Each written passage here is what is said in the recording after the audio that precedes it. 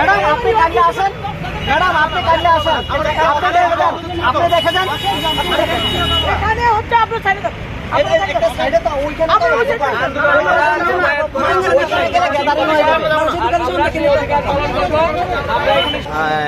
আমরা এখানে আজকে এসটিজিটি কোয়ালিফাইড 2022 যারা ক্যান্ডিডেট ছিলাম, যারা কাট অফ কোয়ালিফাই করেছে, তারা আমরা বিগত সময় আপনারা দেখেছেন আমরা আপনাদেরকেও বারবার বিরক্তি করছি, আমাদের সম্মানীয় ইএম স্যারকে বিরক্তি করছি, আমাদের ডেপুটি সিএম তথা আমাদের রাজ্যের অর্থ দপ্তরের মন্ত্রী জিষ্ণু স্যারকেও আমরা বিরক্তি করছি। আমাদের সত্যি কথা বলতে গেলে আমাদেরই লজ্জাবোধ হয় যে আমরা কিছুদিন পরে পরে এখানে জমায়েত হই। আসলে কথাগুলি বলতে একটু সময় লাগবে। তো কথাগুলি হলো যে আমাদের যে সম্মানীয় শিক্ষামন্ত্রী, আমাদের সম্মানীয় মন্ত্রী 14,000 চাকরির ব্যাপারে ছাপাই গান গেয়েছিলেন যে এখন আমি এই মুহূর্তে 14,000-এর চাকরি দিতে পারি, কেউ নেওয়ার আছে নেই, এরকম হাত নাড়িয়ে নাড়িয়ে আমাদেরকে উৎসাহিত করেছিল। প্রত্যেকটি বেকার যুবক যুবতীরা কেউ লোন নিয়ে, কেউ জায়গায় বিক্রি করে এই প্রলোভনে সবাই বিএড ডিগ্রি করেছে দুই বছর নষ্ট করে।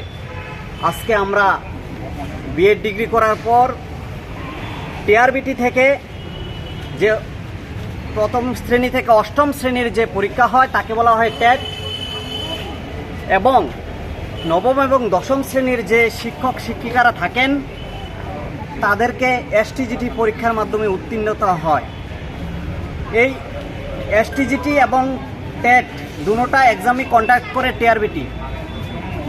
তো এখানে আমাদের ইএম স্যারের বক্তব্য হলো টেট কোয়ালিফাইড যারা, তাদের কোয়ালিটি আছে, তারা আইএস থেকেও ভালো, টিসিএস অফিসার থেকেও ভালো, বিভিন্ন অ্যাডমিনিস্ট্রেটিভ অফিসার থেকেও ভালো।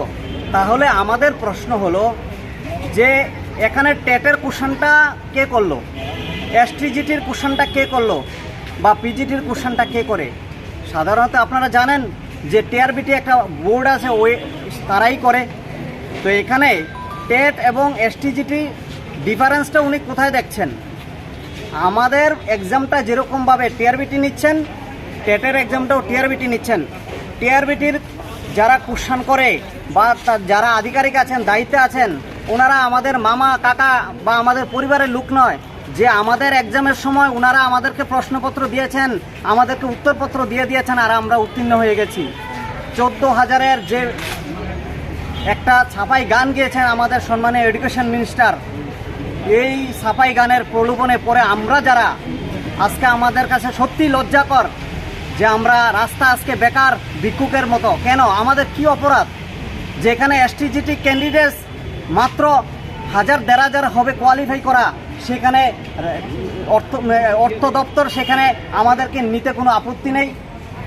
সেখানে প্রায় 5, 5.5, প্রায় 6,000-এর মতো, যদি আমরা রিটায়ারমেন্ট যারা শিক্ষক আছে তাদেরকে মিলিয়ে প্রায় 6,000-এর মতো।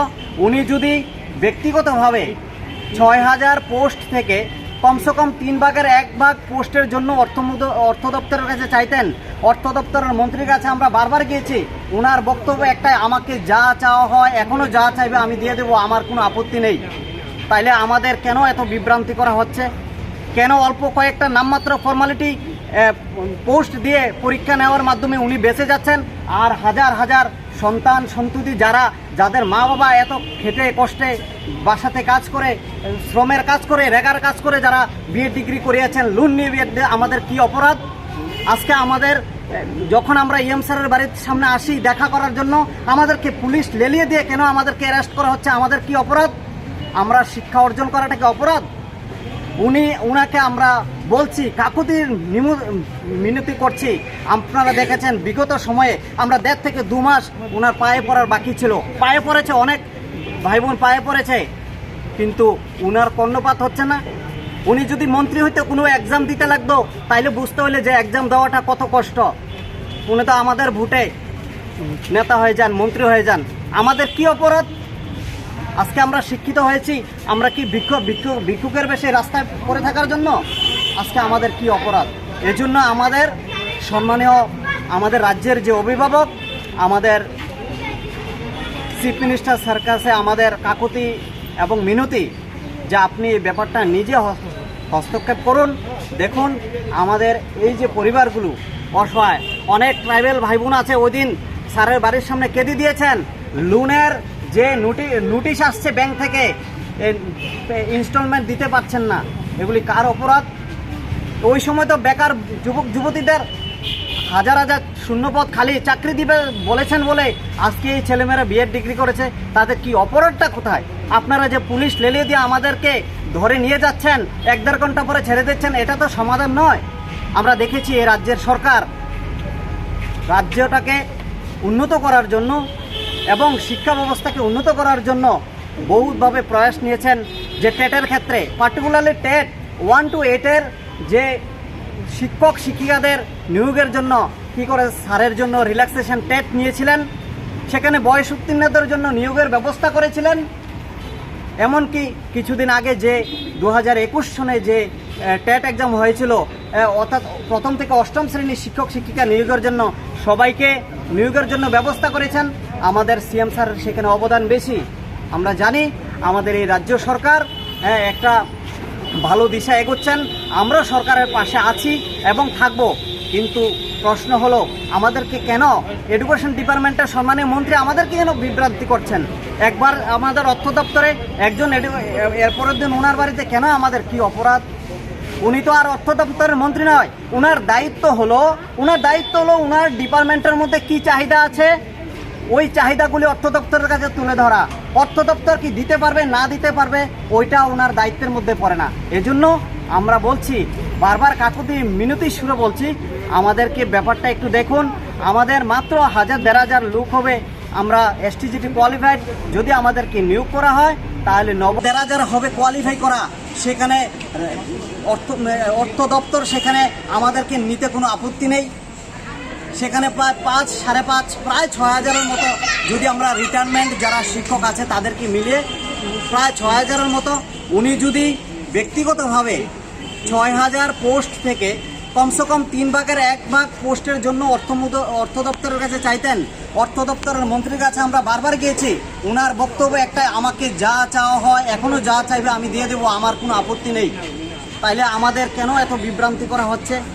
কেন অল্প কয়েকটা নামমাত্র ফর্মালিটি পোস্ট দিয়ে পরীক্ষা নেওয়ার মাধ্যমে উনি বেঁচে যাচ্ছেন, আর হাজার হাজার সন্তান সন্ততি যাদের মা বাবা এত খেটে কষ্টে বাসাতে কাজ করে, শ্রমের কাজ করে, রেগার কাজ করে যারা বিএড ডিগ্রি করিয়েছেন, লোন নিয়ে বিএড, আমাদের কি অপরাধ?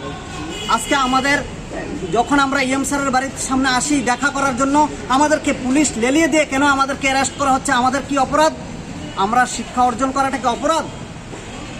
উনাকে আমরা বলছি, কাকুতির মিনতি করছি। আপনারা দেখেছেন বিগত সময়ে আমরা 1.5 থেকে 2 মাস ওনার পায়ে পড়ার বাকি ছিল, পায়ে পড়েছে, অনেক ভাই বোন পায়ে পড়েছে, কিন্তু উনার কর্ণপাত হচ্ছে না। উনি যদি মন্ত্রী হইতে কোনো এক্সাম দিতে লাগতো তাইলে বুঝতে হলে যে এক্সাম দেওয়াটা কত কষ্ট। উনি তো আমাদের ভোটে নেতা হয়ে যান, মন্ত্রী হয়ে যান। আমাদের কি অপরাধ? আজকে আমরা শিক্ষিত হয়েছি, আমরা কি ভিক্ষুকের বেশে রাস্তায় পড়ে থাকার জন্য? আজকে আমাদের কি অপরাধ? এই জন্য আমাদের সম্মানীয় আমাদের রাজ্যের যে অভিভাবক, আমাদের চিফ মিনিস্টার স্যার কাছে আমাদের কাকুতি এবং মিনতি যে আপনি এই ব্যাপারটা নিজে হস্তক্ষেপ করুন। দেখুন আমাদের এই যে পরিবারগুলো অসহায়, অনেক ট্রাইবেল ভাই বোন আছে, ওই দিন স্যারের বাড়ির সামনে কেঁদে দিয়েছেন। লোনের যে নোটিশ আসছে ব্যাংক থেকে, ইনস্টলমেন্ট দিতে পারছেন না, এগুলি কার অপরাধ? ওই সময় তো বেকার যুবক যুবতীদের হাজার হাজার শূন্যপদ খালি চাকরি দিবে বলেছেন বলে আজকে এই ছেলেমেয়েরা বিএড ডিগ্রি করেছে। তাদের কি অপরাধটা কোথায়? আপনারা যে পুলিশ লেলিয়ে দিয়ে আমাদেরকে ধরে নিয়ে যাচ্ছেন, 1-1.5 ঘন্টা পরে ছেড়ে দিচ্ছেন, এটা তো সমাধান নয়। আমরা দেখেছি এই রাজ্যের সরকার রাজ্যটাকে উন্নত করার জন্য এবং শিক্ষা ব্যবস্থাকে উন্নত করার জন্য বহুভাবে প্রয়াস নিয়েছেন। যে টেটের ক্ষেত্রে, পার্টিকুলারলি টেট 1 to 8-এর যে শিক্ষক শিক্ষিকাদের নিয়োগের জন্য কী করে স্যারের জন্য রিল্যাক্সেশন টেট নিয়েছিলেন, সেখানে বয়স উত্তীর্ণদের জন্য নিয়োগের ব্যবস্থা করেছিলেন। এমনকি কিছুদিন আগে যে 2021 সনে যে টেট এক্সাম হয়েছিল, অর্থাৎ প্রথম থেকে অষ্টম শ্রেণীর শিক্ষক শিক্ষিকা নিয়োগের জন্য